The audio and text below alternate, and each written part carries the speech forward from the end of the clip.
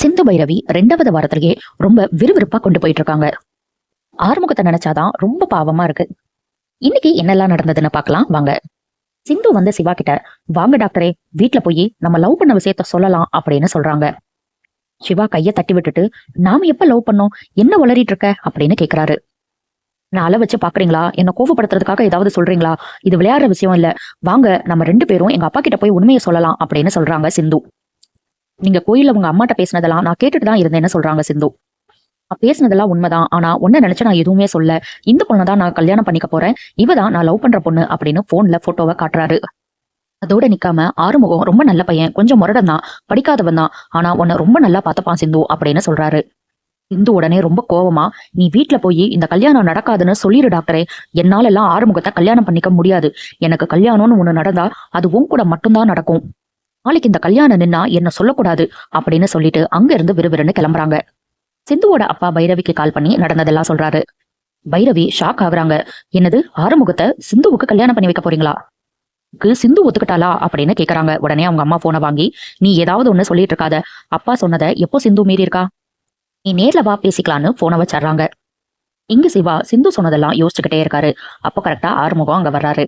நாளைக்கு சிந்துக்கு போய் பூ வச்சு பேசி முடிக்க போறோம், அம்மா இதை நினைச்சு ரொம்ப சந்தோஷமா இருக்காங்க, இந்த கல்யாணத்துலயாவது எந்த பிரச்சனையும் இல்லாம நடந்தா ரொம்ப நல்லா இருக்கும்னு சொல்றாரு. அது மட்டும் இல்லாம நாளைக்கு அவங்க வீட்டுக்கு போகும்போது நீ கண்டிப்பா கூட வரணும்னு சொல்றாரு. சிவா மீட்டிங் இருக்குன்னு சொல்லி தட்டி கழிக்க பாக்குறாரு. ஆனா ஆறுமுகம் அதெல்லாம் கிடையாது, நீ கண்டிப்பா வரணும், எனக்கு கொஞ்சம் கூச்சமா இருக்கு, நீ வந்தா கொஞ்சம் நல்லா இருக்கும்னு சொல்றாரு. அடுத்த நாள் எல்லாரும் கிளம்பி சிந்து வீட்டுக்கு வந்துடுறாங்க. சிந்து கிளம்பி இருந்தாலும் மூஞ்சி வாடி இருக்கிறத பார்த்து அவங்க அம்மா, பைரவி இல்லாததுனால தானே நீ கஷ்டப்படுற, கவலைப்படாத, 2 நாள்ல அவ வந்துருவான்னு சொல்றாங்க. பக்கத்திலேயே பொண்ணை வச்சுட்டு இவ்வளவு நாளா எங்கெங்கேயோ தேடிட்டு இருந்தோமே அப்படின்னு அன்னபூர்ணி பேசிட்டு இருக்காங்க. காயத்ரி சிந்துவை பார்க்கணும் அப்படின்னு சொல்லிட்டு சிந்துவை பார்க்க உள்ள போறாங்க. ஆறுமுகம் சந்தோஷத்துல ஒரே வெக்கத்தோடவே அங்க உட்காந்துருக்காரு. இங்க திக்கு திக்குன்னு உட்காந்துட்டு இருக்கிறது சிவா மட்டும்தான். ஐயோ, சிந்து என்ன சொல்லுவாளோ, ஏதாவது பிரச்சனை ஆயிருமோ அப்படின்னு நினைச்சு பயந்துகிட்டே உட்காந்துருக்காரு. சிந்து கிட்ட போய், காயத்ரி, நீ என் அண்ணனை கல்யாணம் பண்ணிக்கிறதுல எனக்கு ரொம்ப சந்தோஷம், உன்னை எனக்கு ரொம்ப பிடிக்கும்னு சொல்லிட்டு வராங்க. பொண்ணை பார்க்கணும்னு எல்லாரும் சொன்னனால சிந்துவை கூப்பிட்டுட்டு வர்றாங்க. சிவா தான் என்ன பண்றதுன்னு தெரியாம முழிச்சுக்கிட்டே உட்காந்துருக்காரு. பொண்ணை பாருடா அப்படின்னு அவங்க சித்தப்பா பயங்கரமா கலாய்க்கிறாரு ஆறுமுகத்தை. ஆறுமுகமும் பார்த்து ரொம்பவே சந்தோஷப்படுறாரு. அன்னபூர்ணி தான் பக்கத்துல சிந்துவை உட்கார வச்சுட்டு, நீ ரொம்ப அழகா இருக்கமா, நீ என் வீட்டுக்கு வா, உன்னை நான் மகாராணி மாதிரி பாத்துக்கிறேன்னு சொல்றாங்க. ஆறுமுகத்துக்கிட்ட பொண்ணை பிடிச்சிருக்கான்னு கேக்குறாங்க. ரொம்பவே வெக்கப்பட்டுட்டு எனக்கு பொண்ணை ரொம்ப பிடிச்சிருக்குன்னு சொல்லிடுறாரு. அன்னபூர்ணி சிந்து கிட்ட, உனக்கு ஆறுமுகத்தை கட்டிக்கிறதுக்கு சம்மதமானு கேக்குறாங்க. மாப்பிள்ளைய ஒரு தடவை பார்த்து சொல்லுன்னு சொல்றாங்க. ஆனா ஒவ்வொரு தடவையும் சிந்து பார்த்தது சிவாவை மட்டும்தான், ஆறுமுகத்தை பார்க்கவே இல்லை.